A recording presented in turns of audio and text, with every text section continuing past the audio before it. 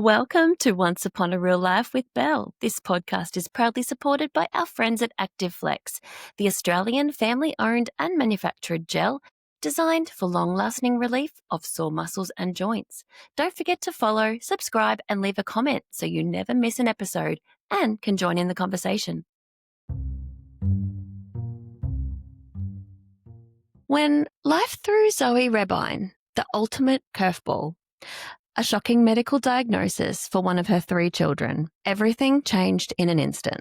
What followed was a journey through fear, hope, and fierce love as she navigated the unknown.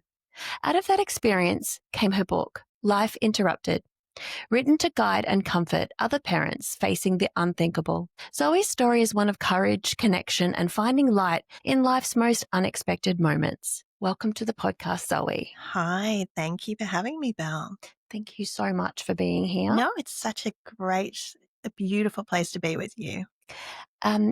First, I'm just going to say congratulations on your book. I know you had a book launch last week. I did. And I heard that it was really spectacular. It was fabulous. So it went so well. Congratulations. I know what goes into writing a book and then getting it out there. And then it's this sense of, afterwards. And also there's not just the launch itself, but the words of that book have been just mine in my own mind for so long. And to release it out there into the world and launch not only the book, but the thoughts and the words felt really significant. Therapeutic? Yeah. Yes. In many ways, yes. Yeah. But also that sense of how will those words land? How will it be received? And it's been received so beautifully. It's just been such a nice experience. Yeah. So good. Yeah. So we'll talk about the book, but what I want to know about from you, tell me about your life to begin with. Who is Zoe? Who was Zoe before? Okay. So we'll say young Zoe. That plays such a big part actually in this whole thing. There's the before and the afters. Long before, I grew up in northern New South Wales and parents and a sister, and then moved up to Brisbane when I was 18 to go to uni. So writing was always a really big passion of mine, but I did almost the exact opposite, a very practical, logical degree, and I have an economics degree. So I went into that for many years before my husband and I moved to Papua New Guinea. And we had our young family up there, and then moved back here just before Emmy was born, and have stayed in Brisbane since. So you've got 2 little boys. Yeah, 2 big boys now. 2 big boys, but you had 2 little boys. I had 2 little boys. In Papua New Guinea, and you moved home. That's right. And then you had another puppy. Then we had our baby girl. Yeah. So the boys were almost 8 and 6 when Emmy was born. I bet they adored her. Oh, gosh. You know, we always had this, that's quite a big age gap between the kids, but we always had this sort of sense, as people say, that there was just a little bit of a gap, right?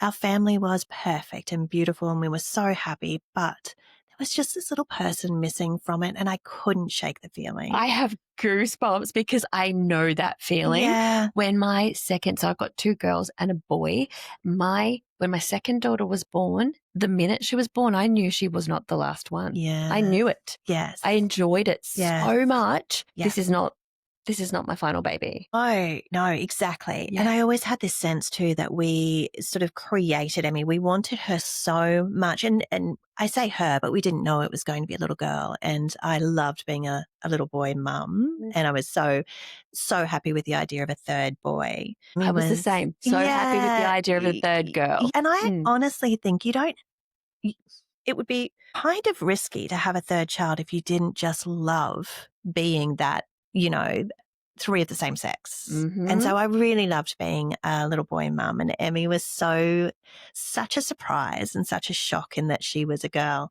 But the boys, when we told them, they were a bit older and, with morning sickness and that kind of thing, I thought we will find out what I'm having so we can tell the boys. And they can get excited. Yes. And they can feel connected. 9 months is a long time. And so we found out, and then we told them, you're having a little sister. And their response was, yeah, we know. And we were like, no, it doesn't work like that. And they said, but that's what we wanted. We wanted a little sister. And honestly, I will never forget the looks on their faces when they first saw her. You're going to make me cry. I know how it sounds, and then it's not even possible that they could have been so adoring and loving of her, but I've never seen anything like it. And it didn't stop. And I always think that we gave them their first experience of unconditional love Yeah. because that's all they've ever felt for her is just unconditional love. Gosh, I just feel like that's the same as our family situation, Yeah. which is why I'm emotional because I Yeah. feel the same. My daughters, when my son was born, Mm. was the day of their lives. I think that age gap really helps. Yeah. And they really behold this precious little creature and they think, she is mine I'm now. going to take care of you Yes, forever. forever. I will love you forever. Yeah. It was so beautiful. I really felt this sense of, almost too good to be true, that somebody pinched me because now, and like you said, you knew when you had your second child that you weren't done. Yeah. As soon as we had Emmy, I knew that we were. That was our family complete. Same. Mm. So what was next for your family? I would say that the next 9 weeks are my favorite part of the story because it was really beautiful and there certainly was for me this feeling that things couldn't be more perfect, which is frightening. There's a little part of you that thinks when things are going too well, The ball's going to drop. yes, yeah. So you had that feeling. I had a sense that I'd been gifted with too much. Life is Isn't too that good. funny? I've never felt like that before I had my children, but I did feel it with each of them. It wasn't just with Emmy, but life, I've been given so much now. I have so much love and so much joy and so much of everything. Almost what right do I have to hold so much joy in my hands? And watching the boys love Emmy so much just compounded that sense of I just couldn't ask for more. But it was very short lived. And when Emmy was 9 weeks old, she was diagnosed with a really rare genetic disorder. And that just was shocking and devastating. How did you find it? A really obscure, really strange story, and one that I still struggle with. And at the time, I struggled to believe what they were saying. When if you have a baby in the private system, you go and see your pediatrician 8 weeks later. And so we had seen our pediatrician, and she was in beautiful, strong, healthy condition. She was just such a joy. And he looked her over and said, look, a little bit of laryngomalacia, a little bit of floppiness of her vocal cords, which is making her sound a little raspy. And I was a bit worried she had a cold. Just keep an eye on it. She would cry? She had a little cry? Just a little, just a bit raspy. You said this or he said this? I said it to him and he said it's because she's got this floppiness. Her muscles haven't developed here in the way that they should. Not uncommon, nothing to really be concerned about, except if she were to get, like RSV or something that is quite dangerous for babies anyway. Common. Really common. So we were just keeping an eye on that. And of course, then, two things happened in the week that followed that. So she was 8 weeks old at that point. The first one is that she caught a cold, of course. And kids are at school, they're going to bring she's it got home. big brothers and life is busy when you've got 2 little boys and a baby. So we were out and about in the world a lot. And the second thing is that she developed these little tiny markings on her body that looked to me, they came out of nowhere. There were just 3 or 4 of them. And they looked to me like little bruises. And I took her to the GP. And I said to the GP, could you just look at this? It just doesn't seem right to me. And she said, they're just birthmarks. It's fine. I was like, okay, it just doesn't. They weren't born with, she wasn't She wasn't born with them, no. Yeah. It just doesn't feel right. And she, essentially said to me, you're a new mother and you're worrying too much here. This mother's instinct is real. Oh, it's very real. It's very real. I knew, and I'll tell you what, I went home and I Googled bruise-like marks on a baby's skin or something like that. And I'll tell you the result that came up was a word that I had never heard before. It's neurofibromatosis. I couldn't even say it. And I saw it and thought, well, that's horrifying. It cannot be that. And I'll explain what that is in a minute. But it was on my mind. I really thought this is not okay. But a few days later, they put her in hospital just for a little bit of oxygen support while she dealt with this cold. And then I asked the pediatrician in the hospital, could you just have a look at her skin for me? I just don't feel comfortable with the doctor telling me it's nothing. Like 50-cent pieces? Yes. So some of them quite small, 10-cent, Yeah. 20-cent. Some of them, they were very, very faint, and they were just scattered, like one on her knee, one in her stomach, just felt a bit strange. And I've lost track of really how this happened. It's all a bit of a blur. Some things are crystal clear, and other things I just think, I don't know what happened, but that doctor didn't answer me when I asked him about them. And he said he would come back. And when he came back with a lot of people. So there was a lady, he asked, would it be okay if they took photos of them? And so she was doing that. And I knew then it's not nothing. So this isn't child safety coming in for bruises. This is No, medical team this is coming in. medical. Had he taken bloods at this point? Oh, that's a good question. They probably had on admission. Right. Yes, I would say so. And then he explained what was happening to the team of doctors that were in the room. And he said, what you're seeing here is an early manifestation of a disorder that causes tumors to grow throughout the body. They can be benign and malignant. They will grow anywhere in the body where there are nerves, including the brain and the spine. And I honestly thought, you're in the wrong room. He knew that from bruising and bloods. They weren't bruises. They're called cafe au lait spots. And they are like little tiny faint birthmarks. And it's the first hallmark sign of this rare genetic condition. But you need 6 or more to receive a probable diagnosis. And then a second manifestation, like a tumor, will give you a positive, confirmed diagnosis. So what he was saying was, you're seeing the very beginning. The chances that this child has this condition are extremely high. And that's how I found out. And I thought, called that? this is ridiculous. Was it called neurofibromatosis? It was That's exactly what it was. what you'd Googled. Which I thought cannot possibly be the case. Impossible. And I genuinely was questioning him, saying, "You're, this is crazy. This is not, that's a really serious thing you're saying. This is my baby and she's fine. She just has a bit of a breathing thing going on and a cold and a few marks on her skin. That's it. And you're talking about tumors and cancer and malignancy and a lifetime of pain. You're in the wrong room." Did you have your husband with you? No. You were alone. He was up in Papua New Guinea, so he was still flying in and out with work. So I was alone with the kids. All 3 of you were there with the puppy? No, the boys were, they must be with my mum. Yeah. I imagine. Okay, so we call our husband, we call Dad? No, I didn't. I called him and said she's in the hospital. Of course, he knew she was in the hospital. And he flew back that night. But I didn't tell him what they had said for a good 24 hours. Because? I was terrified. I didn't want to say the words out loud. You didn't want it out? There is this sense of when you speak those words, nothing will ever be the same again. You can't take them back. I couldn't. And I also couldn't deal with his pain and grief on top of what I was already feeling inside. So I didn't say anything. So when you had her for those 24 hours, was she just a piece of cotton wool? Like you're just holding her and protecting her?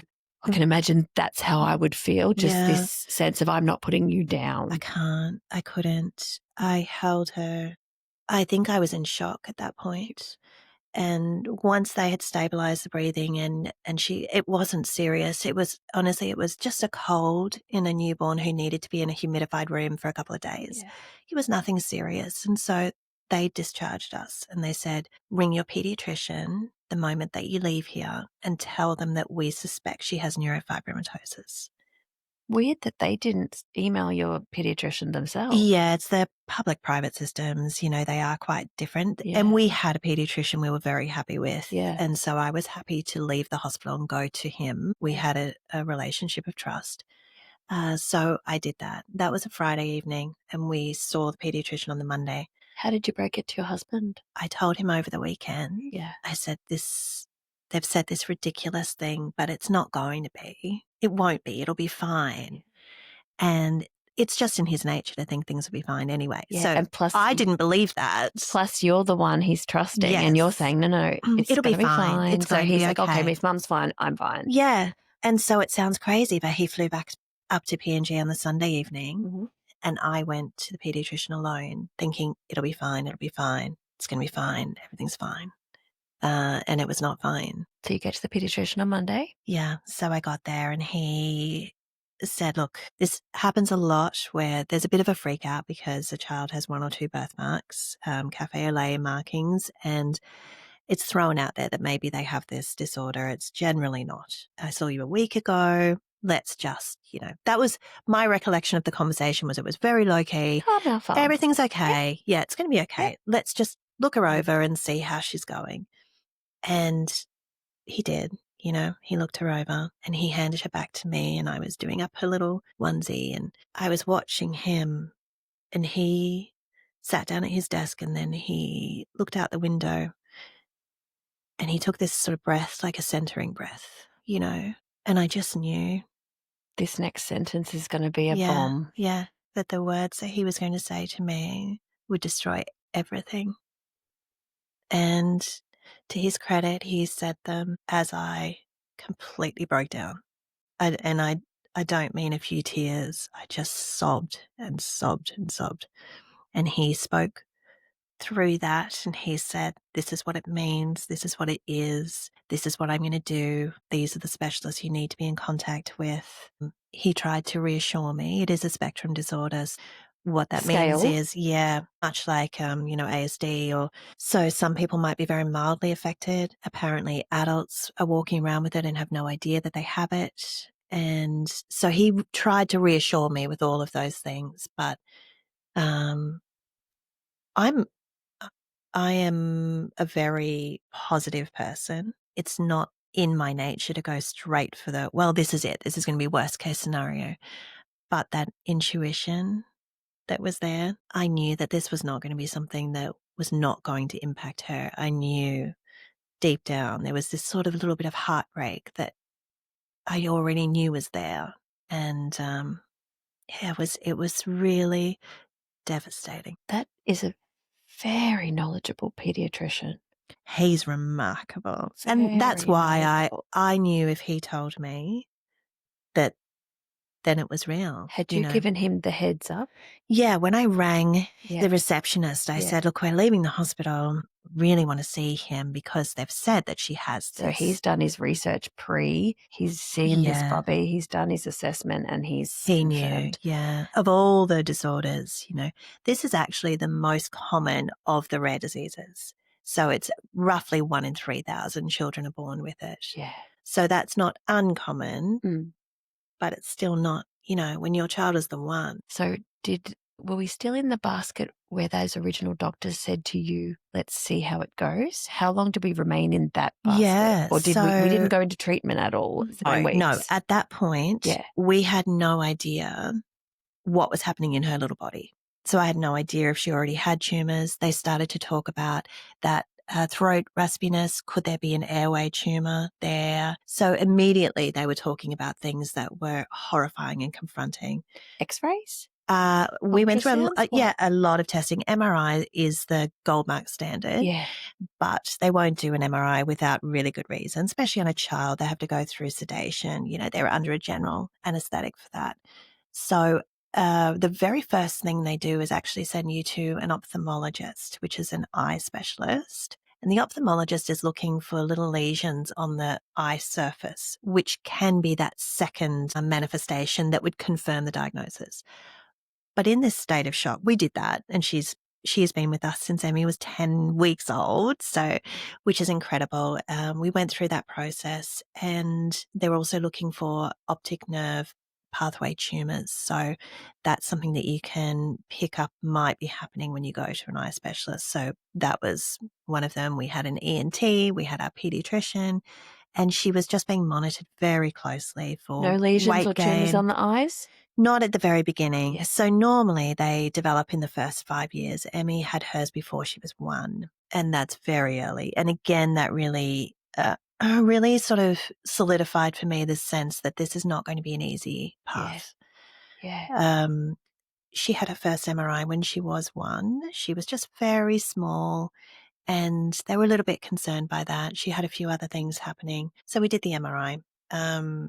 And it showed no brain lesions at all, which was, I can't even tell you the relief. That's because we didn't know. We didn't know she might have been born with a brain tumor, and we had no idea. And until it becomes symptomatic, they're not going to look for it. But in the meantime, what we did do, I couldn't wait. I couldn't handle the idea that we could be waiting years for a second symptom to appear. And the thought of those early days with her being marred by something that maybe was not even going to be confirmed at the end, I just couldn't cope with. So we had genetic testing done. And at that time, it On wasn't. yourself and your husband? No, on her. On her. Yes. So she was spontaneous. Yeah. What that means is 50% of cases is just something that happens during conception.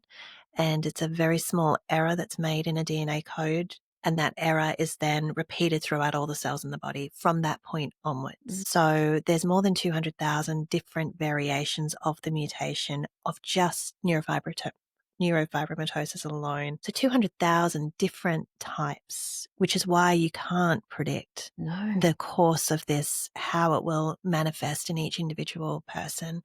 So I wanted to know, as a logical person, I wanted to know, I wanted it confirmed scientifically that she had this. And then I wanted to know, what is the exact mutation in the event that as medical treatment or medical science advances, that perhaps they might be able to link her particular mutation type to a more effective treatment, or even give us a prediction of the likely course of this disease for her. Mm-hmm.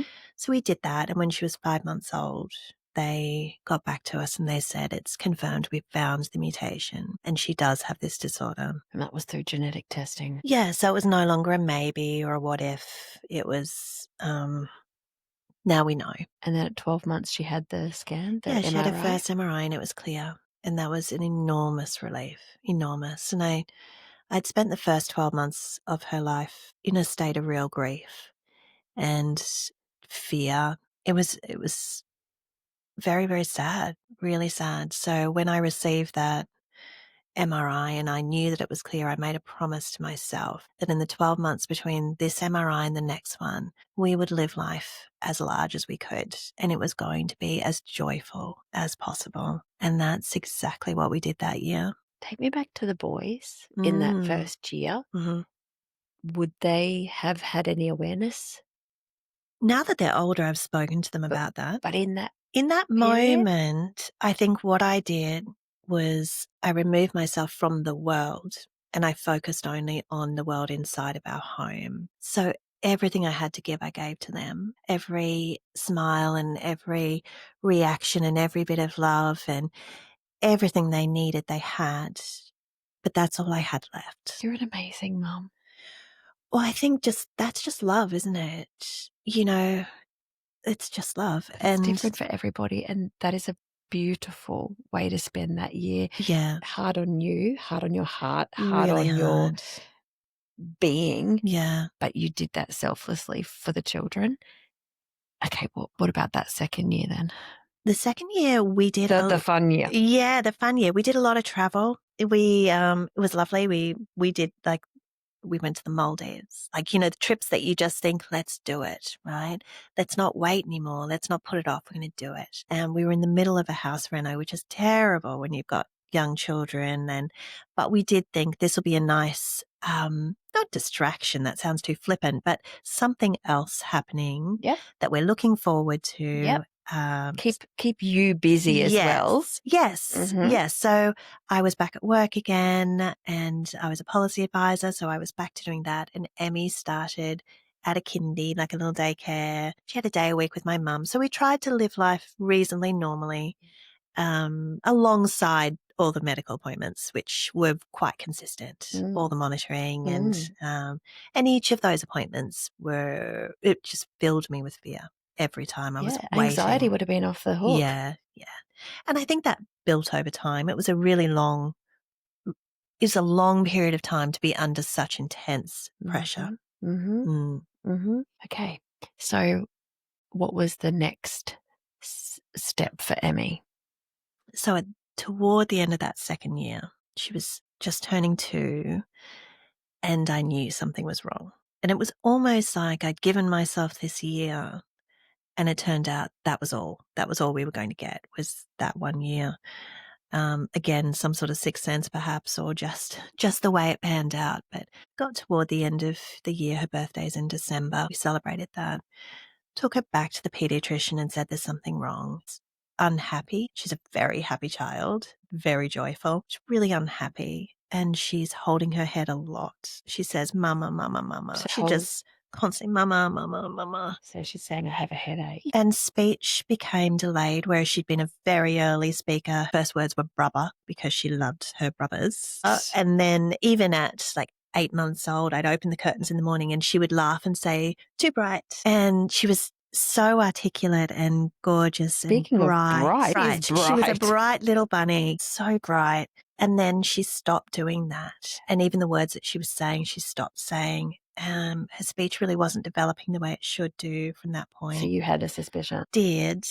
And I went into the pediatrician. He said, "Let's book her in for an MRI now." We did that.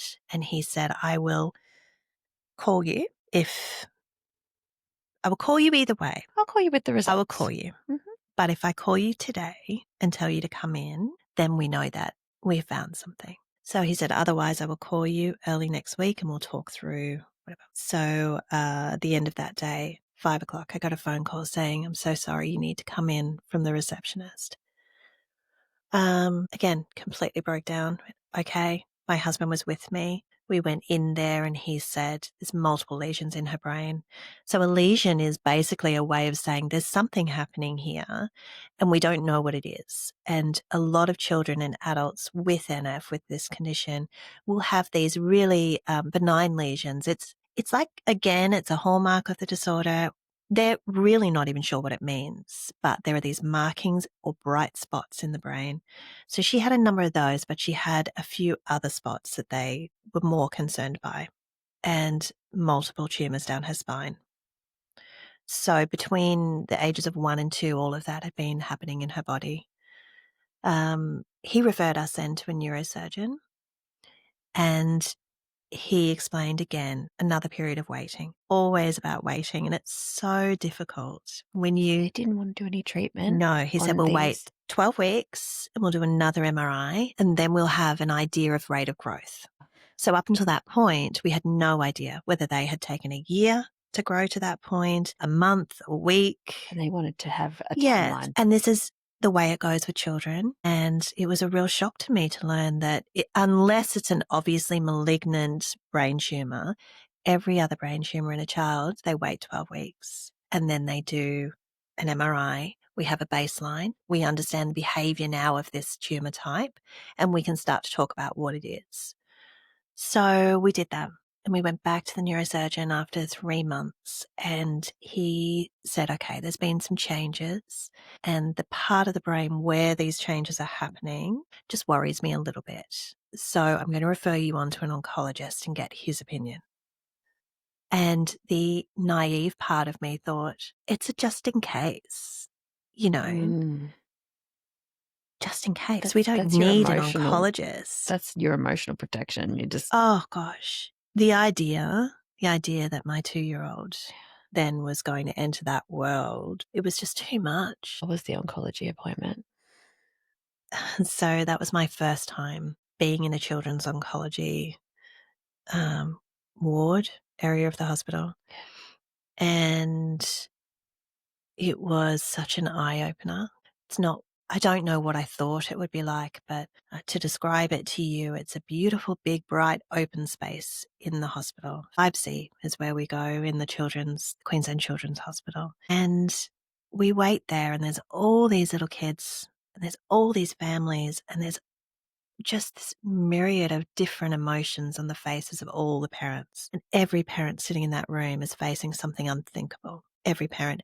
And I felt like we didn't belong there because we hadn't been told anything yet that was unthinkable. This is not my world. It's not. I felt a little bit like an interloper, almost like I was witnessing something that was too precious to be seen by outside eyes. Too private, too emotional. But as an observer, I sat and I watched and I felt so deeply for them all. And there's such bravery on the faces of those parents. The kids just have they're just kids. They're not trying to be anything. They're not trying to be brave. They're just being kids in this moment. And that was also a real eye-opener. Little kids, some of them had no hair, some of them had feeding tubes, some had a full head of hair. Teenagers with their headphones on and their hoodies up in their own little world. With their iPad. Yeah, it was a microcosm of the entire world in this waiting room. And we waited for hours. It was a bubble, yeah. We waited for hours for this meeting with this doctor. And my husband, as I said, was with me, but he was working. He had a really important meeting. And if you have a 12 o'clock appointment, we thought, we have a 12 o'clock appointment. Yeah. It got to 2:30 and we're still waiting there. And I said, just go. It's going to be fine. It's obviously not urgent. I can't believe I sent him away, but I did. And again, he is a very positive person. I don't think it ever occurred to him that he was leaving me alone to hear something terrible. So he said, look, okay, I'm sorry. I'm going to go. Ring me and let me know what he says. And I waited another hour and a bit. And then I went in and the oncologist said, you weren't alone before. Is your husband still here or your partner still here? And I said, he's gone. And he said, okay, that's a shame. Is there anybody else here? No, it's just me. It's just me. Did you have your puppy with you? Yes, yeah. Emmy was with me. Yeah. And he was so gorgeous. He came out and he knelt down. She was only 2. And he knelt down in front of her and he said, hi, Emmy, you must be so hungry because you've been here waiting for ages. Wait, let's have a picnic. And he went out the back. He collected those little tiny cheese and jats things, which I'm way too familiar with now. And there's a little fridge out there where the kids are having their daytime chemo, which was a world I didn't know about yet. It was just through the door. And he came back in a little juice box, a little popper, and we went into his office and she kept busy with that. And he told me that she had a brain tumor in her brainstem. And that's not a great place to have a brain tumor. But he didn't say it as clearly as that. And this is what I've learned through this experience is there's rarely the bombshell moment. It's these little tiny moments of understanding. I understood in that moment that we crossed a threshold. It was no longer things might happen. Things had happened now. And we were in this new world that I was so ill-equipped to be part of. Did your husband come straight back? Did you call him? I think a big part of when you have young children is protecting the environment that they're in. You carried this, didn't you? I did. I knew you'd say that. I did, yeah. Until a point where I could deliver the news to him in a way that he would also be okay with. I think I was protecting a lot of people from the weight of what was happening. Yeah, you did. So we began treatment? So it wasn't as quick as that. Again, he said, I want to wait 12 weeks. 12 weeks. And all these little periods of waiting. And an MRI under full general anesthetic every 12 weeks is extreme. It's hugely extreme. Yeah. So this was not done lightly, but what it meant was we were watching her continue to deteriorate. And I was so fearful. The headaches. The speech. Her speech. Little bit, a couple of the specialists picked up that her face had started to drop a little on one side. All of these things as a parent, I was horrified. I was really scared. I was scared we were leaving it too late, that we were taking this too slow, but I wasn't the expert. Yeah. You're wasn't thinking, the specialist. Come on, let's start. Let's shrink this thing. And I was also terrified of doing anything at all because, putting a 2-year-old through chemo, where it is in the brainstem is inaccessible. So we couldn't even biopsy it. So we were looking at imaging only and making those choices, let alone surgery. It just wasn't an option. And the way it is, it's like diffuse, meaning that it's not a solid mass tumor. It's more a collection of cells that spread out like a shadow. Right. It's very difficult. So that's why surgery is not an option. Not an option. There's nothing easy to remove. No, it's not. You imagine a tumor to be a mass. I do. And you can cut it out and remove it. Yeah. But also the brainstem is the body's control center. Even just touching it can be damage. Yeah. So it's heart rate, breathing, blood pressure, swallow function. It's everything. So all the critical life sustaining functions of the brain are in the brain stem, and it goes right up the center of the brain from the spine all the way up. So a brain stem tumor is really, really difficult to manage then. So in amongst all of this, waiting for that next MRI, We did it again and it had grown. Then he explained to us we need 2 consecutive growth MRIs. We need to wait another 12 weeks. And at that point, I took her down to Melbourne, not through any lack of, I want to be really clear that our medical team in Brisbane were phenomenal, are phenomenal. Still, we have the same team to this day, and our relationship and trust is critical. Absolutely.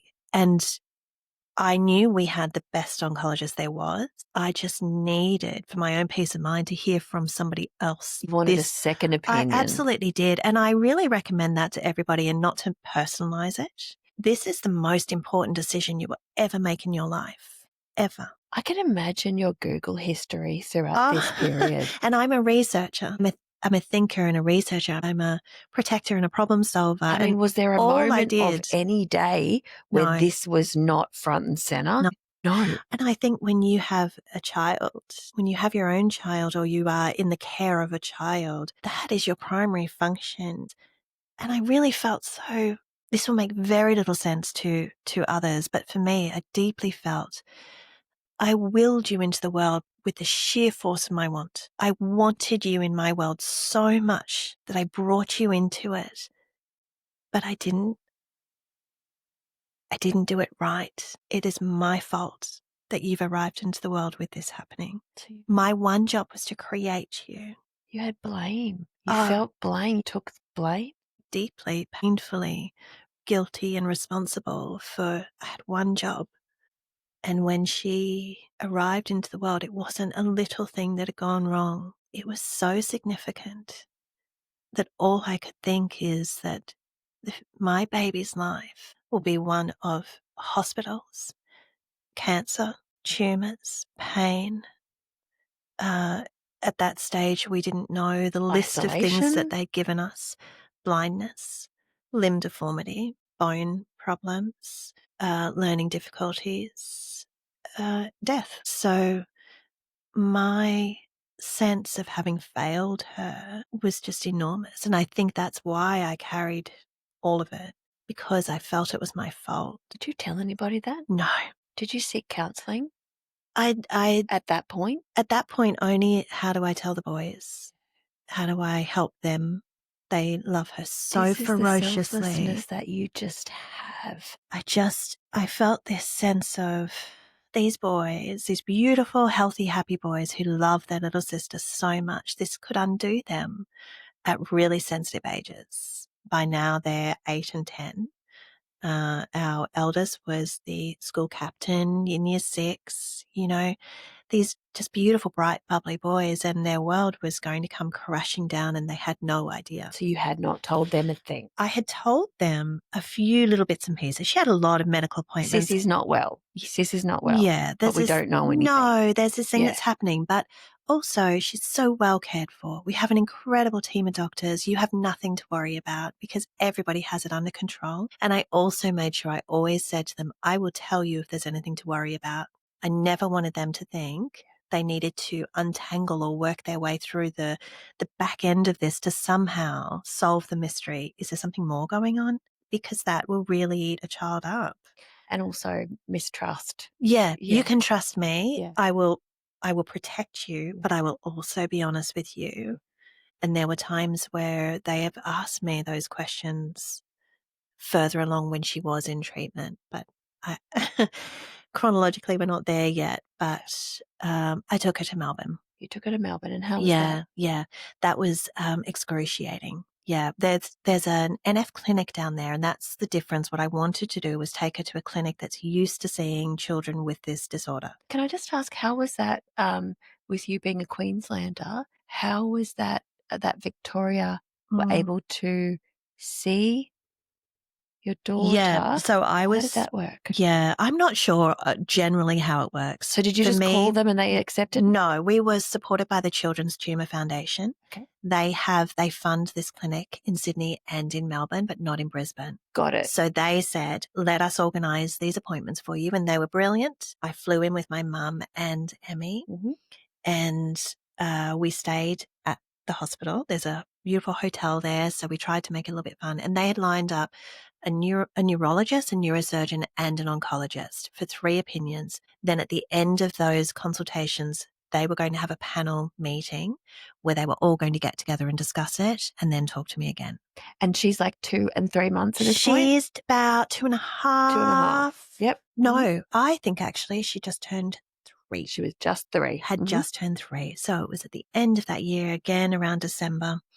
Saw the neurosurgeon. She was incredible. Because we were getting a second opinion, they were very, very open and honest with me. Yeah. So they told me everything I hadn't yet been told. There was no protecting of us. Which is what you went for. That's what I wanted. Don't sugarcoat it. Mm-mm. Don't hold back on me. Mm-hmm. Also, tell me they're wrong. Yes. Also, if you wouldn't mind, that would be great. So don't sugarcoat it, but tell me everything's okay. I needed to hear it all from them, and they gave it all, and it was devastating. And the neurosurgeon saw her. She gave her report. The neurologist gave his report, which she was less impacted neurologically. So that one wasn't too bad. And then we saw the oncologist, and he compared all of the MRIs we had done with what had clinically the symptoms and signs she was exhibiting with what he could see with the child in front of him. Mm-hmm. And he said to me, she needs to begin treatment immediately. And then we talked about what the future looked like, what those treatment options could be. Nobody had discussed it with us yet. And our oncologist in Brisbane had not done that yet because he was waiting for that last MRI. And then we would have had that conversation. So I think in a way I annoyingly went around and I ended up in a conversation I never thought I would have. It wasn't my expectation that the oncologist there would commit. Yeah, and it wasn't, he was reassuring me, I'm not disagreeing with your oncologist. I agree with him. I'm just moving sooner. I think we should move now. And here's what I think you need to consider. And he gave us names of chemos that I'd never heard, different options. You can do this one alone. You can do this in conjunction with this. You can do 12 months of treatment. You can do 18 months of treatment. And I had this pain started building in my head. It was immediate and excruciating. Like an instant headache? An instant migraine. Yeah. Instant. Yeah. And your body's overwhelmed. You can't handle. And I think that the years of that, and it was culminating in this room. And I went. Mum with you? Yeah, and Mum was great. She would take Emmy out as well. Because and what I wanted your mum to be doing is listening and was taking in what you can't. Yes, that's what I absolutely recommend to people now. Note taking, or have your phone and say, recording. Look, guys, I'm going to record this because what you're saying, you'll probably take in 5% of that 100%. And it's unthinkable to me what you are saying. Right. And what I need to hear it. Yeah. And what he said to me was, if we can keep her with us until she's 10 years old, we have a good chance at winning. On the earth. Yep. And I left and I couldn't speak. And we went back to the hotel room. Mum took Emmy out for a little while and I just lay there in a dark room, vomited. You know, the pain, the emotional and physical pain I was in was just. Is migraines normal for you? That was the beginning. Yeah, I'd only had a couple when all this was first happening in the very beginning. Yeah. So it was obviously, it was my first experience of understanding how emotions can trigger a really physical response. Mm-hmm. And it's very, very real. And that's why a lot of mindfulness type stuff can be very helpful. But to be honest, not when you're in that state of turmoil and emotion. Because you kind of, at the same time, you've got this headache, so you're flawed. Completely flawed, yeah. But what you want to be doing is being there for everybody because that's what you're used to. Yeah. That's what you've been doing. Yeah. And your body is just saying no. Yeah. You're just going to lie here now. Mm-hmm. Yeah. Yeah.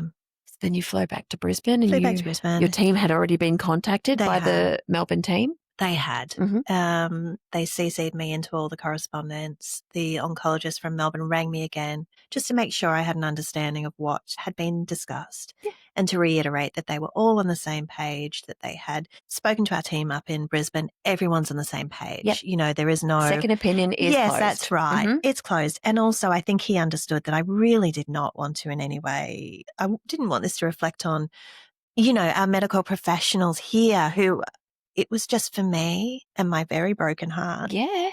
I needed to know and be sure. I think it's smart. And it's not offensive. It shouldn't be. It shouldn't be offensive. But when you're when the relationship that you're relying on most is that specialist and he's holding in his hands the most precious thing of all, the last thing you want to do is anything that's offensive. No. So I really love it when doctors will say getting a second opinion is a good idea. They give you that permission, go and explore it all, think about it all, and then come back and we'll have a conversation, because there is more than one way to go with these things. But at the end of the day, we were all heading down the same pathway, and that was chemotherapy. Yeah.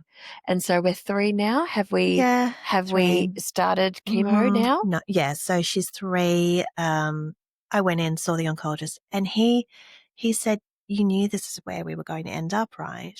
But not really. No. Not really. No. So we did that last MRI. You had hope. I was hoping, and this is where I think my relationship with hope fell to bits a little bit, because it didn't matter how much I hoped. Yeah. It still happened. Because you're not in control. Completely out of control. There was nothing here I could control, which is why researching and trying to better understand it became a lifeline to me. It's all I had.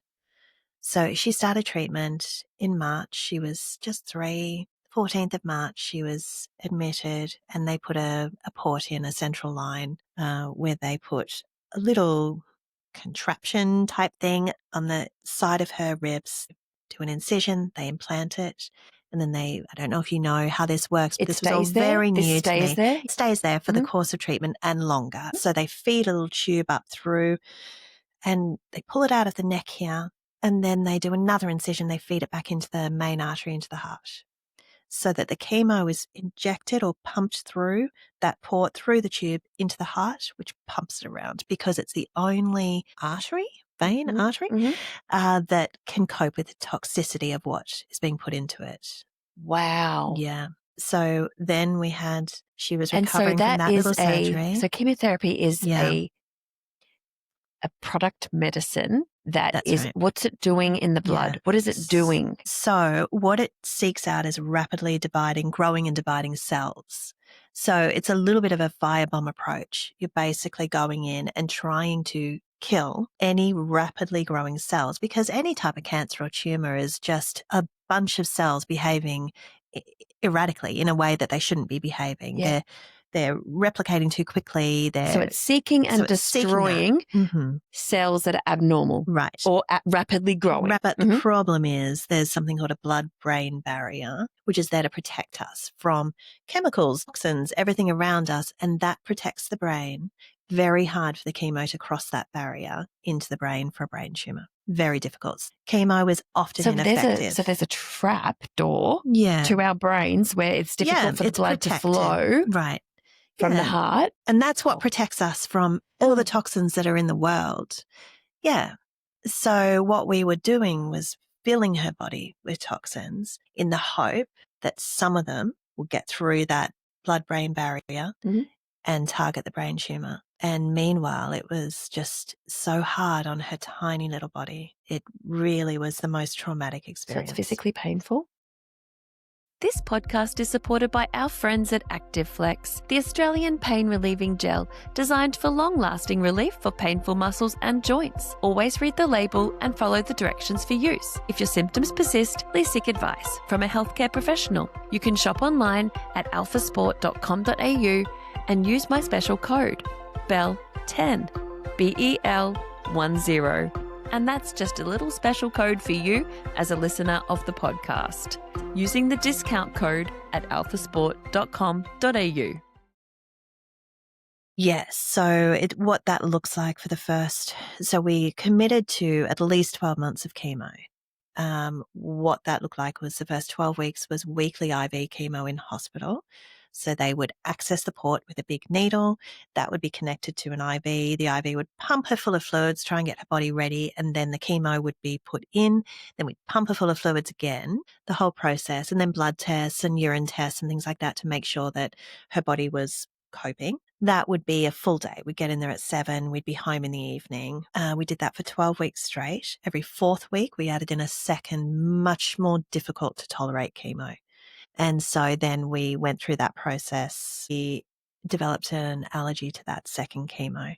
So after that time, she was hospitalized on and off. I would say weekly, every second week, she was hospitalized with fevers. And that would mean quite an emergency response in the hospital because her bone marrow was no longer producing immunity for her. So any type of fever could be life-threatening, and it could be sepsis. And so she'd be in a hospital on some really heavy antibiotics, on an IV, back home again. It was very intense. I'm just thinking, we're not dealing with a baby here. We're No. dealing with a mini human. And How is 3-year-old. she reacting to, and I don't mean medically, how is she reacting to you when you say, we're going back to the hospital today? Yeah, she is so joyous. She's such a little Don't tell me she bright- jumps in a car seat and goes, okay, let's go. It's not, it's not what you would think. She had conversations with me where she would say she understood it needed to be done, and they're wonderful at explaining things to the kids. Originally, when we were first told we're going to start chemo, our beautiful oncology nurse came out with a giant Elmo doll, and Elmo had a central line. Elmo was going to have chemo. And so they call it Captain Chemo, and that just makes it fun. I don't know. And then it's a Mr. Bump. It's not a port or a central line. So she had a Mr. Bump on her side. Mr. Bump needs Captain Chemo because Captain Chemo is going to go and fight the little lumps. This is what we call a shit sandwich. She was being fed it. And here I was. I want to tell you I coped well, but in that meeting as well, I just cried the whole way through it. Emmy's cuddling Elmo, and I tried not to show her a lot of grief. That was not usual. Because she's looking at for you. me. She's looking at Elmo and she's looking at you. So they were great at taking Emmy away so we could have a moment of really human response. Nothing about that was an unusual response for a parent. Right from the beginning, incredibly well supported, great social workers. We were, they would have an OT playing with babies in the chair with her, and she would be giving the babies chemo. But what I noticed, and this is kind of sad, she would close the baby's eyes and she would put her little hand over them like this. And I said, "What are you doing, darling?" She said, "Baby's scared. Baby doesn't want to see." And so she was always protecting the babies when they were having chemo, just like I was always protecting her when she was having her chemo. But one night she said to me, or what she would do a lot actually, was she was always asking questions at night. What's happening in the morning? What's happening? Oh, so there's anxiety building now. Like, is this what's happening? So I would try to give her a heads up. She has to plan. She has her little brain, has to compute and because be. She needed to know, am I fighting tomorrow? Is tomorrow a fighting day? Did you call it that? Well, we use lots of different words, and we tried to just, what do you do? It's a good word. Oh, look. It's a good word. And we use what else are you going to call games. But she said to me one night in hospital, she was very, very unwell at this point. We're probably 6 months in, and she had no hair anymore, was very tiny, had lost a lot of weight, and we were just making the decision about whether to use a feeding tube to really give her body the nutrients it needed then to continue fighting, because she couldn't do it on her own Were they anymore. suggesting it? Yeah. So it's not something that's done flippantly. No. It's quite a big thing, and you really have to accept then that the child is no longer able to support their own nutritional needs. And if she's not getting that for a short amount of time, or is this like a long-term thing when they make that decision? It could. Well, they said to me, I was really upset about it. It was one more visual thing that was happening, one more difficult thing that was happening to her. But in my mind, it's nutrients. That's how I eventually. It was what she needed, but they just reassured me and said, broccoli. "That's it, Dumping it in." Yeah. At this point, she had essentially stopped eating completely, so there was no choice. Hungry. So we did put a feeding tube in, and it was the best thing for her. She put on a little bit of weight. It meant that she was always attached to a feeding pump and a machine. So would she not need to have like sustagen or up and goes? No, because the chemo really impacted her taste and her association and relationship with food. Yeah. And probably sores on her tongue and down all her throat. all the ulcers but mostly taste. Within 24 hours of starting, she tasted her water and she went, yuck. Yeah. And they said to me, apparently the water becomes really metallic. Yeah. Everything, Chlorine. her favourite foods that she loved, she would taste, and she looked at them like they betrayed her. Yeah. Why don't you but taste I love the rice same? crackers, and she no longer wanted to eat anything. So after months of that, we went for the feeding tube, and And that stayed for how long? She had that for about 6 months. In the end, it was removed before we were ready to remove it, but as we were going through treatment, the tumor itself was continuing to grow at a slower rate, but it was still growing. And she started to suffer more from the tumor itself, as well as all the side effects of chemo. But one of the things that happened is that she started to choke at nighttime. She would wake up choking. On her tongue? Just choking. Just like saliva. Saliva. You know, like when you drink the wrong way? Yeah. And that sense of so I'm it's drowning. going down in her air pipe. Yes. Her breathing way. Yes. Okay. Yeah. So what that really meant then was that there was some sort of increased pressure in the brainstem, and that was a new symptom of what was happening. We had to remove the feeding tube because it was taking up valuable real estate. And when those airways were just closing, there wasn't enough space there with that tube as well going down the esophagus. There was no room. So we removed the tube in order to try and improve her night times. Choking is dangerous, the risk of aspiration pneumonia while you're on chemo and you can't fight anything. So now you're sleepless as well as completely sleepless. I've been now we're 12 months in, and she sleeps on a bed next to our bed. There are pumps and machines going all night. I'm administering medicines, at least with the feeding tube. The great thing is I could give her like on Danzatron and things for nausea and vomiting, which chemo is just, obviously that's a really, really huge thing when you're going through treatment. So I could do all that without waking her at night. I could put it straight into the tube. Do you have a little alarm to wake you up? Yeah. So I was up every few hours with her. Did you involve the boys? So every single night, her next up brother, our middle child, would go to bed with her. This is what I want to know. Yeah. Because that's what I would have done. Yeah. I mean, I don't know what I would have done, Zoe. I can say this easily sitting here with you. Yeah. But I will say I would have, for the boys' sake, involved them, not for trauma, but for positivity and to get them involved. They were and for her. Sweet. Yeah. Yeah. I've got the most beautiful, really personal photos. And the reason why I think people take photos in really traumatic times is because there's a sense of I need to hold on to the really traumatic in here as well, because there's beauty in this moment too. And also because your brain almost tricks you into, was it really did we really go through all of that? It feels like a moment in time. It does. Later on. Not for the time. Not for the time. But I've got beautiful photos of our eldest son sitting on the shower floor with her, and you can imagine this broken little tiny bird-like body, and he's just got his arms around her and the water is just falling on both of them. Best day of her life. Oh, and she was just so sick, and he just loved her so much that he would just hold her through it. I've got photos of him dancing around the living room with her. See, she won't remember how hair. she felt. She will remember what he did. Loved she will see those photos. Yeah. And when we arrived back from the hospital, she came back with no hair. So she left with hair and came back with none. We got out of the car and the shock on their faces instantly replaced. Did you warn them? Oh, I hope I did, Belle. I really do. I feel like you should have sent a photo first. I know, but I don't remember, but I do know. And I think it was so traumatic for us, because what no one tells you is the pain of losing hair. Yeah. I didn't know. Physical pain. She was in physical pain, literally as each follicle gave up its hold. Oh, so you didn't shave it? She was pulling it out. She was just pulling it out. She would just sit there and pull it out handful by handful. And kids will just do that. Yeah. Adults will do it. I think I would do it, to be honest. I would probably too. If it kept coming out, I'd just keep doing it. I would too. But what I didn't know was she was in so much pain, she wouldn't let me hold her. Her body was on fire. Her gout was on fire, and she was 3. Yeah. And she was my baby, and I couldn't even comfort her. Yeah. And the nurses said the kindest thing to do now is that we either cut it really short or we shave it off, because it will stop the weight of the pain for her. And so we did. So it all happened really quickly, and the hospital organised that. And then we arrived home, and the boys looked at her and they said, "Emmy, you're so beautiful. Look at your little face." And she felt beautiful. And they kept saying, "Without your hair, your face is so beautiful." I love your boys.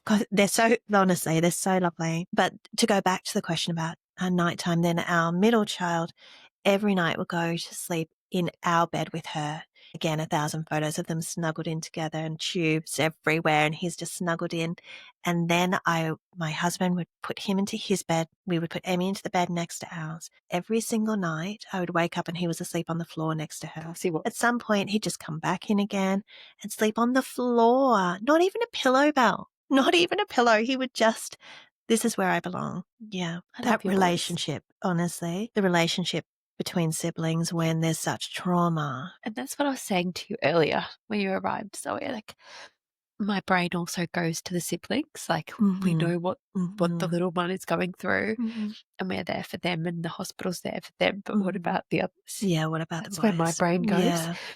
Because it's equally as hard for them as it is for you. Oh, what they have gone through in their lives. It's enormous and should never be underestimated. Never. And it shaped them in ways that I can only see as good now, but would I change it all for them in a heartbeat? But they're different because of it. They're different to their peers. They're more mature, probably, because they've been exposed to more of life's reality. Yes. Not as protected as kids who have never known fear and sadness and anxiety. Yep. They're more empathetic. More empathetic. More compassionate. I would say as a family, we're all much better at just grabbing our moments. Yeah. You know, anxiety is a big thing, you know, and with love, there's such vulnerability in loving somebody that you fear you can lose. There's vulnerability in love, full stop.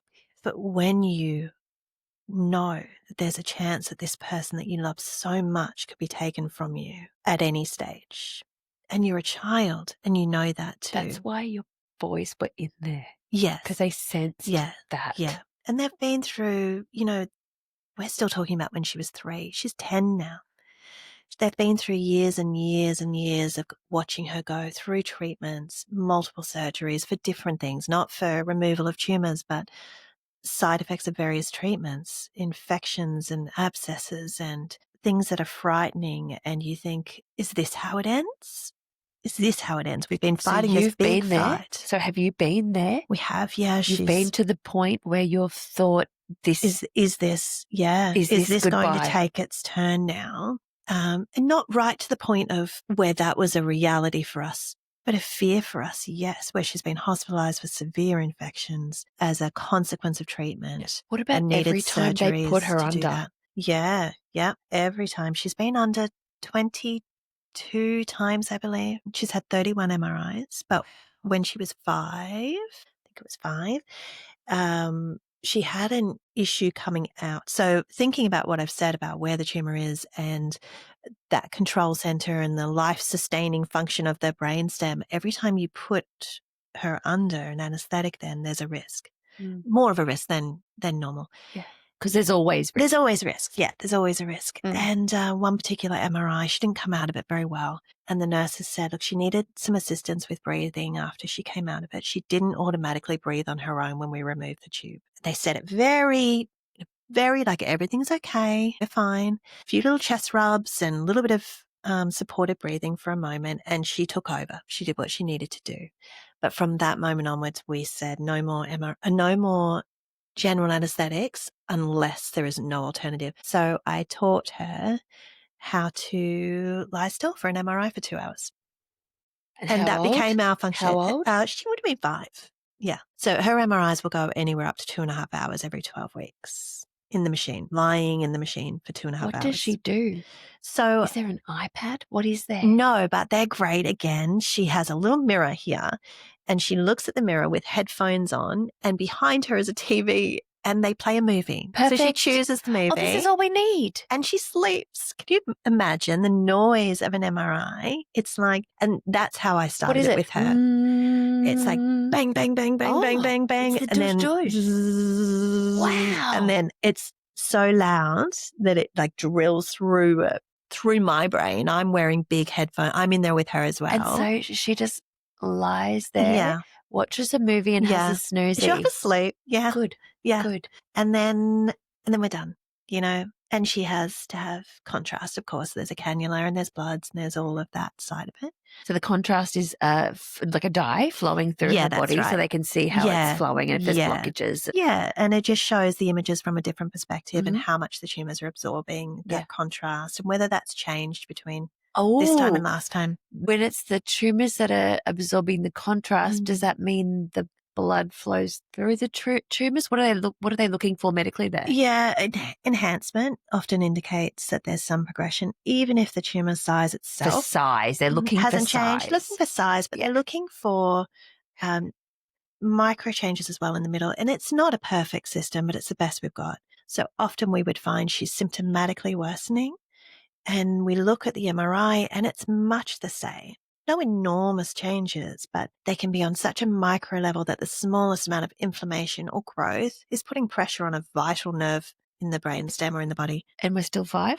Still 5. We're still 5. So the chemotherapy, what has it done over the last 2 years, year and a half? What has it done? So we made the decision with our oncologist. We did at 12 months, we did an MRI.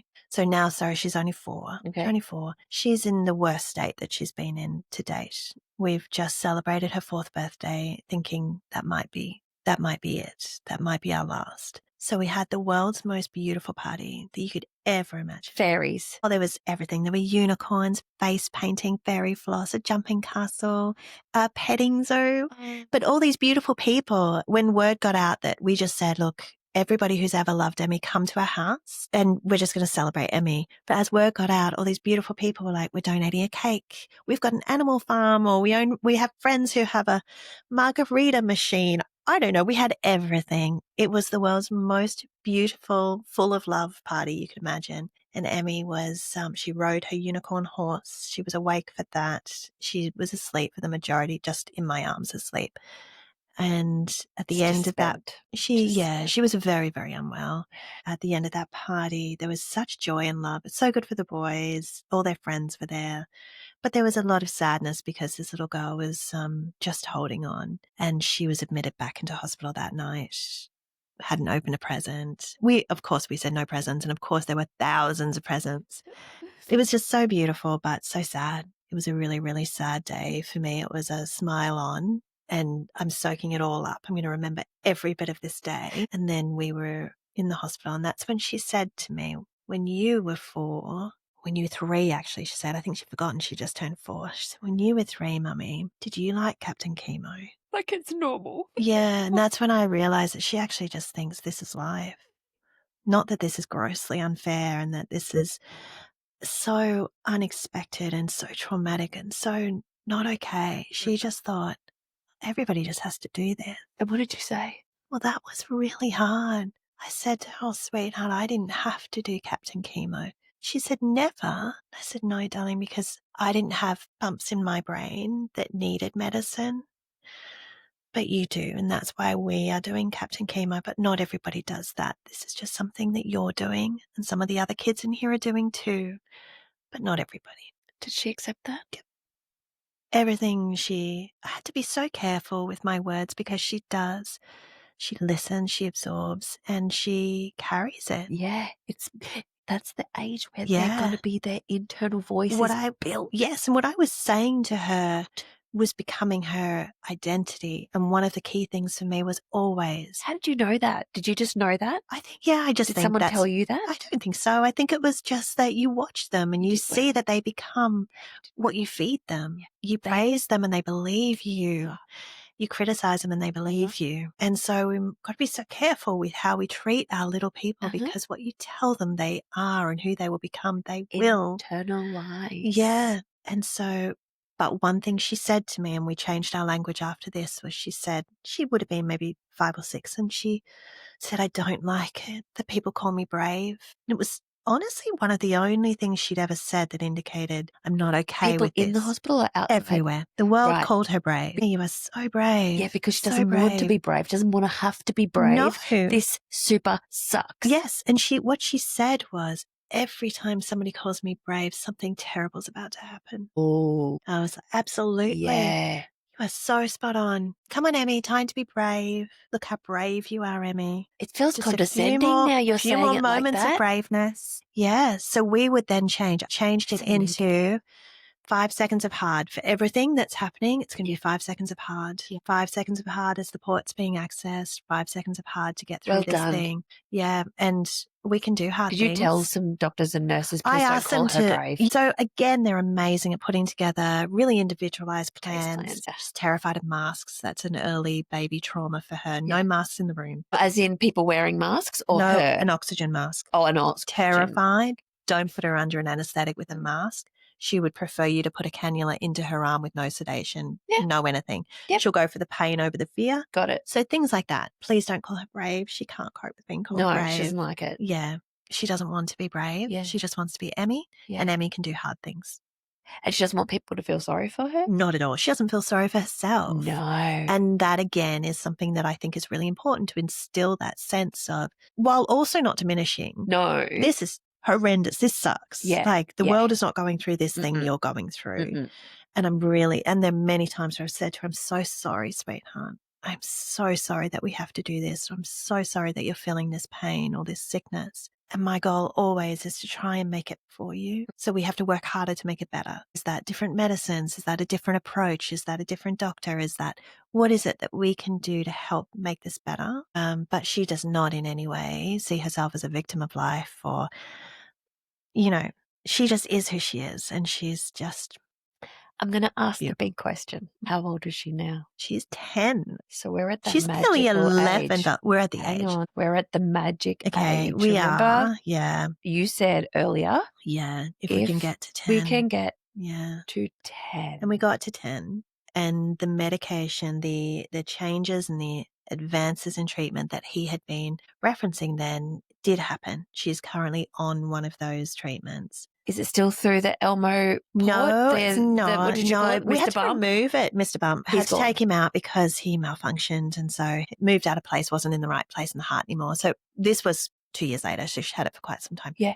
But we removed it. Now she's doing an oral chemo and an oral. Like a little pill? She'll just swallow her pill twice a day? Yeah, twice a day she takes. It's a targeted cancer treatment. So, there's all different types of things, immunotherapy, targeted treatments, traditional chemos, and we do combinations of different things. At the moment, she's on a traditional, really low dose traditional chemo once a week, oral though, and twice a day she has a targeted cancer treatment every day. Is she at school? She's at school.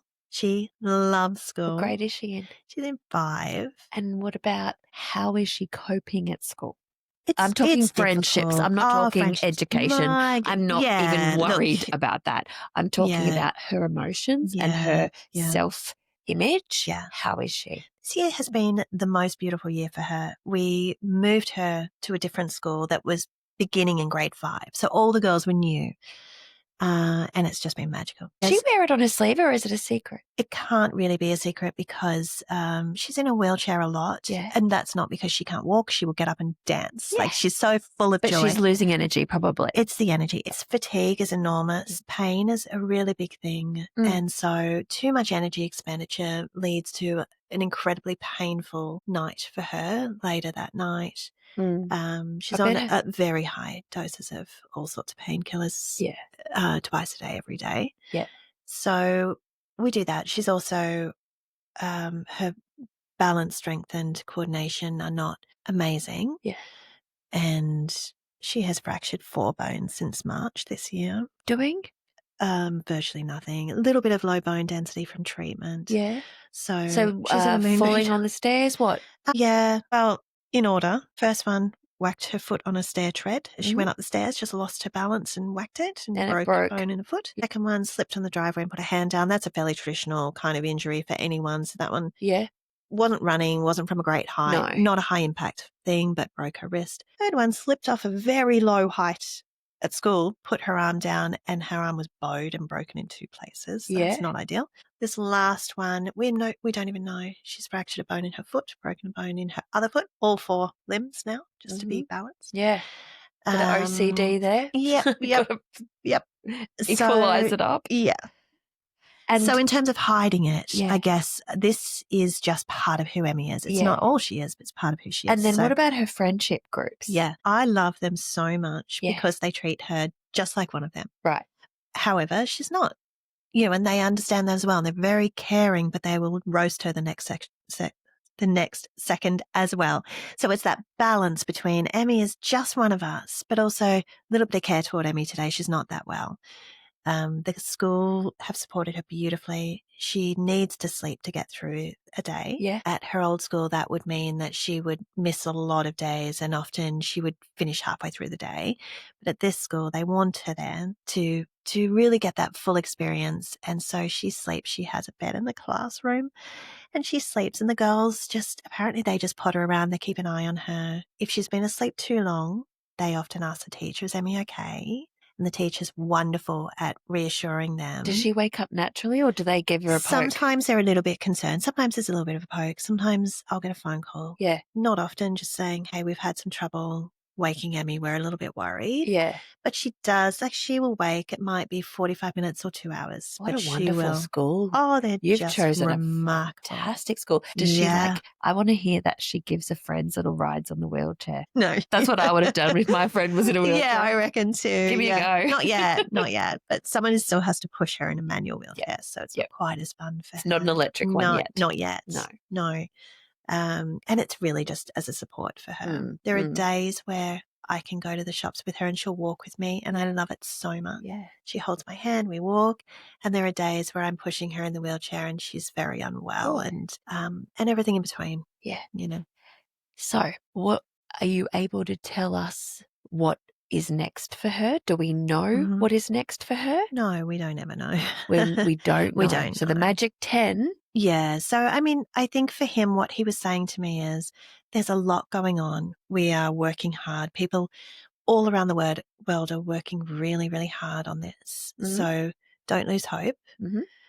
And he set my expectations. He said, this is not a one and done. She will go in and out of treatment over and over again. And our hope is to stabilize for long enough for there to be another option available.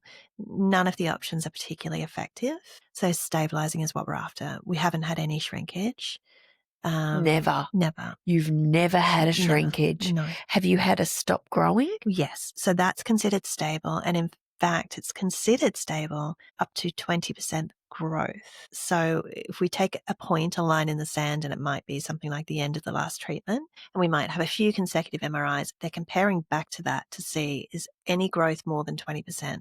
If it's greater than 20%, then that would be considered progressive. If it's less than 20%, it's stable. So even stable is not my favorite word. So we are stable. We're stable. She's on treatment and stable. Okay. Yeah. So we're going to stay on treatment until a new medicine comes out? Yeah. Is that the plan? Well, there's nothing else on the horizon now. Yeah. What she's on now is the new medicine. Yeah. So she's doing So we need, okay. is it QIMR? Who is it in Queensland that does all of the medicine making? And there's the Brain Cancer Research Institute over at So they scientists? Yep. Get And our into it, oncologist guys. is right in there with all of them, and he Get spends into a it. lot of time there. Yeah, there's incredible people doing incredible things. So is there a charity in particular that need funding for this? There's a lot. For this? Yeah, I would say through the hospital, the Childhood and Adolescent Brain Cancer Research Institute, funding through that. That's what we need. That is what we need. That's the one. That's the one. Okay. And then I mean, look, they all feed in,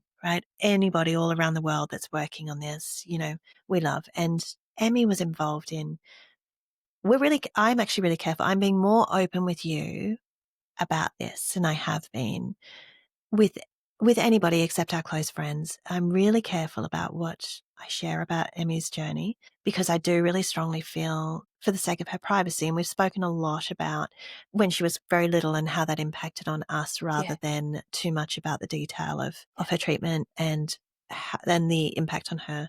And that's deliberate for me, but we have made decisions along the way where we felt it would be useful and helpful for the greater cause. Mm-hmm. And so there's a beautiful video out there that Alexian Rare Diseases did, and they are part of AstraZeneca, and their purpose is bringing voice to rare diseases. And so they asked us if we would like to be a part of this in order to lobby the government to have better treatment options available. There was a treatment option in America that wasn't available here. We did a beautiful video that was then shown in Parliament, and I spoke in Parliament about not just the video, but about the burden of disease and the impact and so on. And Emmy stood beside me like the little champion that she is, with a big smile on her face. And as a consequence, or as not just of our actions, but of the incredible actions of all of these people involved, and It became available? and that's what she's on now. Yeah. Oh my God. Yeah. So she's been on that for 12 months now. Yeah.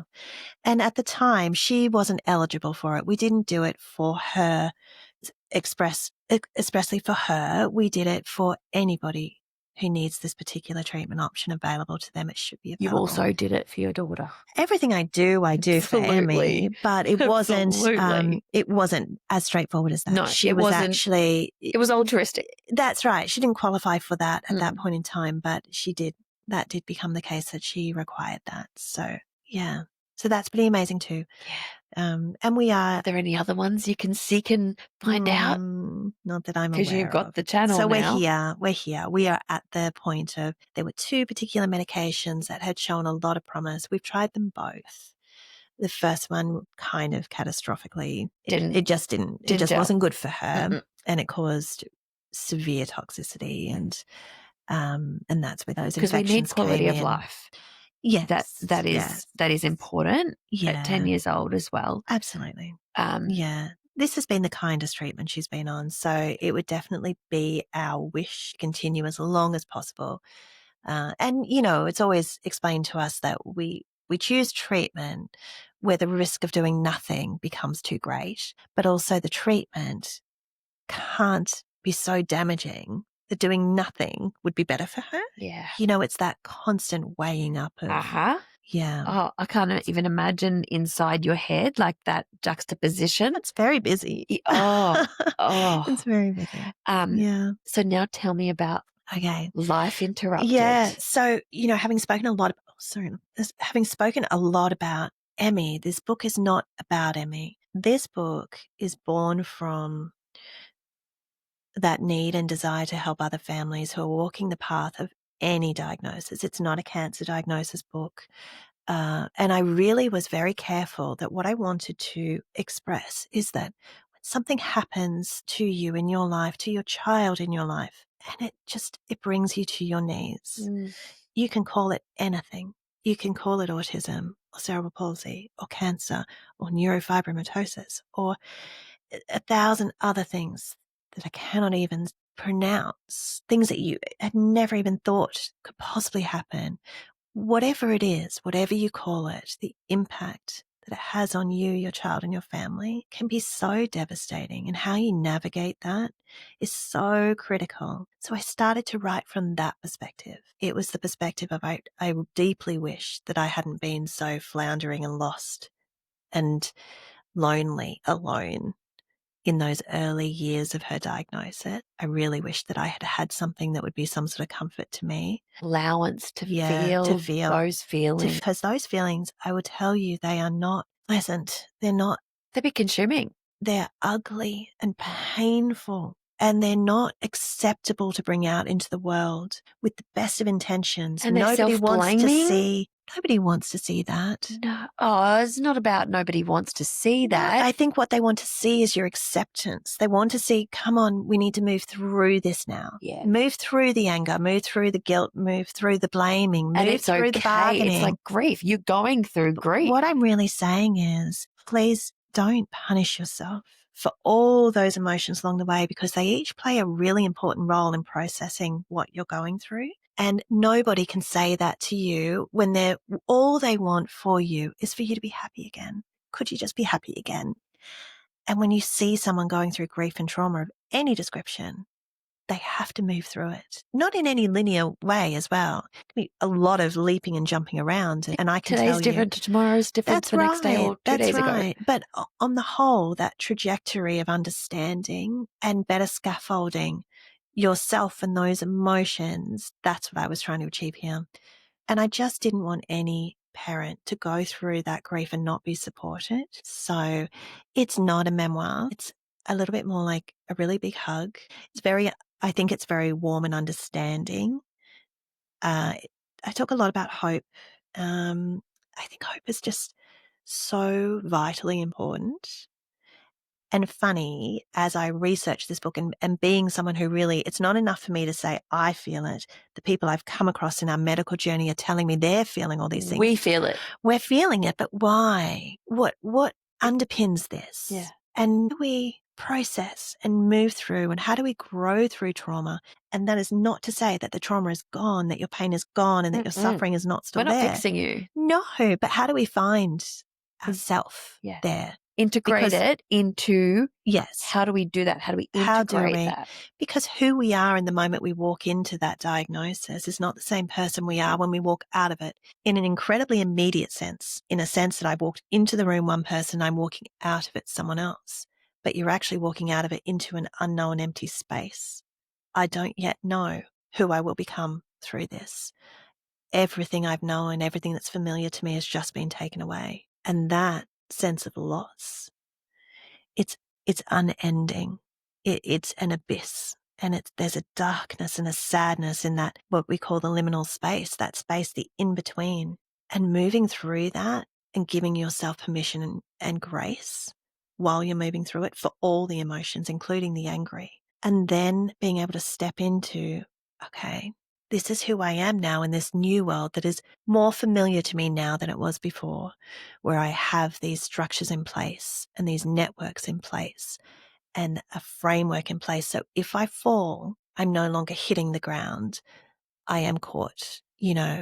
That's what I wanted it to be. It's so powerful. This book is called Life Interrupted. Today we've been talking with Zoe Rabine.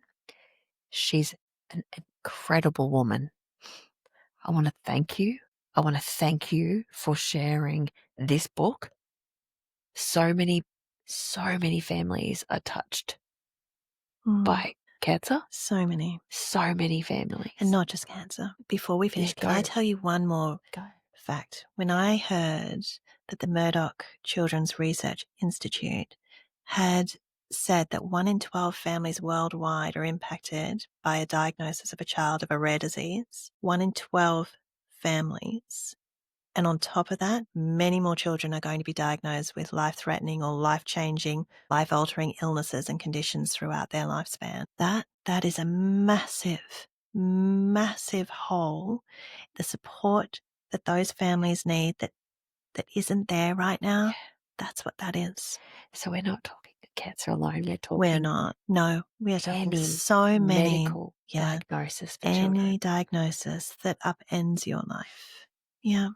Thank you, Zoe. Thank you so much, Val. You are incredible, as are your beautiful sons. Thank you. I just love them already. And your husband and your gorgeous. Beautiful Emmy. And yeah. I love that she's got this treatment, and I love that the journey for it to come to our country started with the two of you. It involved us. There were so many more people. The two of you. I love but it did involve us. Yeah, thank you. I love you. her school and I love her friends. I know. She loves her life. And isn't that beautiful? Yeah. Let's get it to 20. Let's get it to 20 Let's get it to 80. Yeah. One day at a time. One day at a time. Thank you, Zoe. Thank you. Is it black all down my cheeks? No.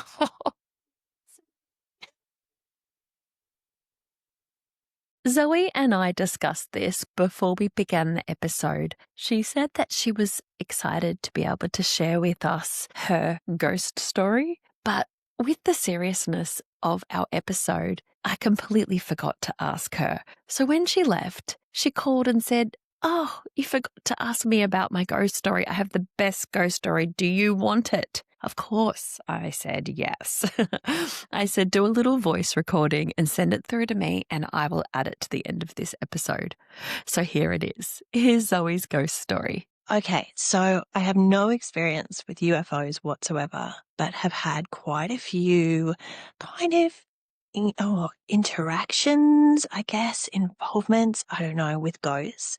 And this is actually my favorite question that you ask people. It's so good. I think the first thing that jumps to mind is a couple of years ago, we went down to New Zealand and we stayed at this beautiful chateau, and we were going to the snow and we were all so excited. When we got there, it was called Chateau Tongariro. when we got there, like, it was beautiful. I had this really old world feel about it and it was lovely. But I had the weirdest night's sleep and we were meant to stay there for 2 nights. But the entire night, I could feel somebody pulling on my t-shirt as I slept. And all night long, I heard these little voices that were like whispering to me, but I couldn't work out what they were saying. And I'd just go to sleep and it would happen again. And then my daughter woke up during the night and Emmy was choking, as we discussed that, that happens with her. She was choking and I was sitting on the side of the bed comforting her when suddenly, as though she had been shoved from behind, she went flying across the bed and nearly fell off the edge of the bed and I had to catch her. And she kept saying, "What happened? What happened?" It was so weird. The following morning, I just said to my husband, "We cannot stay here." And we checked out. And as we were driving out, I started to Google the name of where we were staying and ghost stories. And it turns out it's one of the most haunted places in the world. And that the room next door to us has been permanently closed because of the horrifying things that have happened there. Absolutely crazy.